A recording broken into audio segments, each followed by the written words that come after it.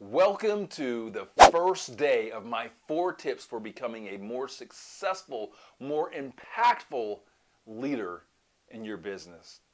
You see, I've spent nearly 20 years in the business world as an entrepreneur and as a leader of people, oftentimes twice my age. And I've also spent about 15 years as a coach of youth. And let me tell you guys, the skill set that it takes to be a successful coach of little guys and people twice your age, it's pretty much the same. So my first tip for you is simplicity. Yeah, you've got to simplify things. Here's what I mean by that.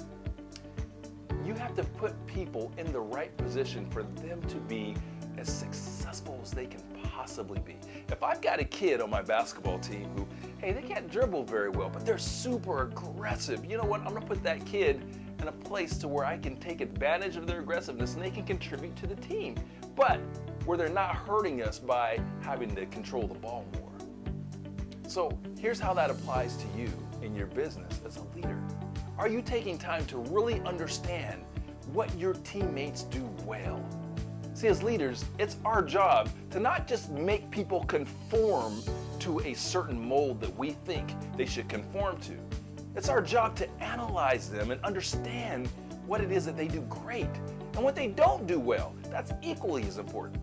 Once we understand what it is that they do well and where they struggle, we put them in the best position. We bring resources, we put resources in place to help them to succeed. That's what a great leader does. Helps their people to succeed. That doesn't mean that those areas that they're weak in, we just ignore them.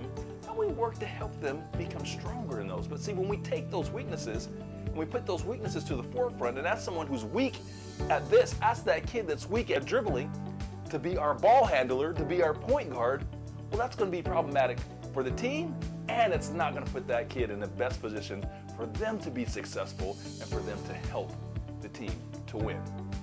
That's my first tip, simplicity.